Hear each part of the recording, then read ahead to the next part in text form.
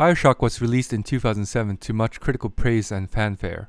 At the same time, a small but very vocal group of avid System Shock 2 fans expressed their disappointment. The group's main criticism of BioShock is that it's a dumbed-down copy of System Shock 2, and while that criticism is pretty much dead on and certainly dulls some of BioShock's luster, I personally don't think it's enough to declare BioShock a bad game as many in that group seem to. A dumbed-down version of one of the best games of all time, featuring a slightly inferior and way too similar plot and comparatively tame horror elements, but at the same time featuring an equally impressive art direction, improved gunplay, better implemented psionic powers called plasmids in BioShock, and better graphics. Yeah, I'd play that. The truth of the matter is, and I'm the only one capable of telling the truth, the game received much of both praise and criticism that it didn't deserve. The game story is not original. The moral choice thingy that was highly touted by critics is a bit overblown and simplistic, and it certainly did not deserve all the praise it got for being a shooter RPG hybrid. Hell, Stalker Shadow of Chernobyl, released in the same year as BioShock, was a far better and more complex shooter RPG hybrid. At the same time, the Vita chambers do not degrade the game's quality. Don't like them? Then don't use them! Just load a previously saved game. And some people complained that very few of the plasmids and guns were useful, while most of them were completely useless. There's truth to that, but the plasmids and weapon system in BioShock did enough to provide players some variety in approaching enemies. I found more than a few nice combinations that worked effectively against some of the tougher enemies. And the water is pretty, damn it! Overall, I think BioShock is pretty good, but at the same time I think there are about a dozen or so better 2007 games. So I was neither all that excited nor entirely uninterested in BioShock 2. I just hoped it was good enough that I could finish the game and review it. Does it live up to BioShock? Sure. But then again, I don't think BioShock is worthy of a 95.2 out of 100 score its PC version received according to game rankings. And it is most definitely not the third best PC game of all time. It's a pretty good game, that is all.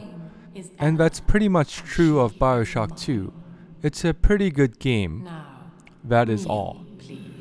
BioShock 2 is pretty much similar to BioShock, which isn't a surprise I suppose since it is a sequel. But it is a bit disappointing to find it not all that different from the first game, especially after having played Mass Effect 2, which featured so many impressive improvements over the original. There are several improvements that are noteworthy though, the first of which is the ability to use plasmids and weapons simultaneously. But as with most improvements in the game, the ability to use plasmids and weapons simultaneously is a great improvement in theory, but doesn't do much to improve the game over the original. Plasmids are mostly used for their stopping power, meaning they have the ability to stop or slow down your opponents. Most of the plasmids, such as electricity or freeze or tornado traps, are used this way, which means that you're most likely going to use a plasmid to stop an enemy in its track, making it easier to hit with your weapons, and when the effect of the plasmid wears off, use the plasmid again and proceed to hit it with your weapons. And repeat. This means that the ability to use plasmids and weapons simultaneously is actually just an improvement in the control scheme.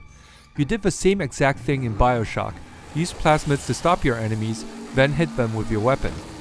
The only difference in BioShock 2 is that you do this with greater efficiency.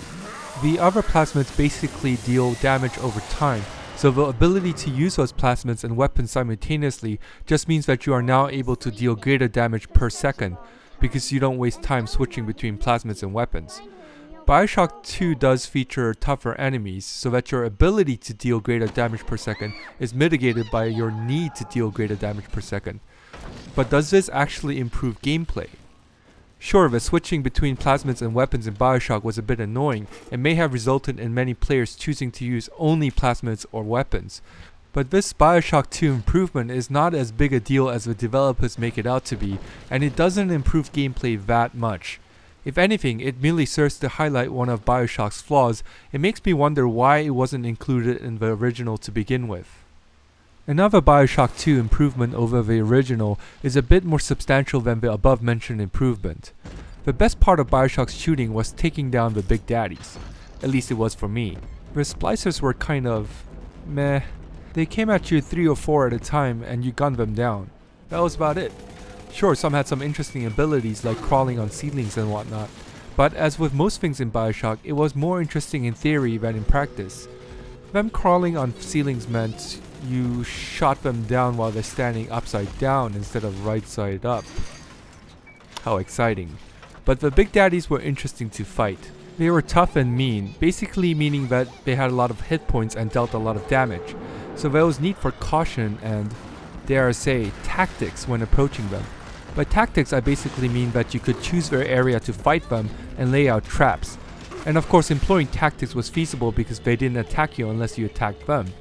And this was where the game was semi-brilliant. You could set up multiple traps, try to lure the Big Daddies into them, and when the traps only managed to slice off about a quarter of their health points, pedal backwards frantically, screaming like a girl, and shoot at them and hope to dear goodness that you take them down.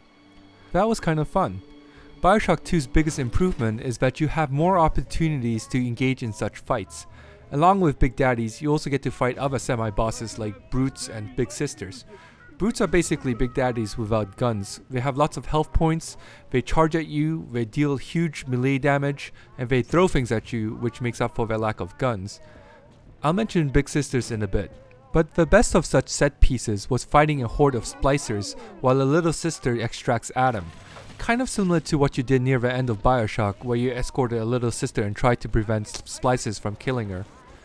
Ironically, I found this sequence to be the most annoying in BioShock, while something very similar is the single most fun thing to do in BioShock 2.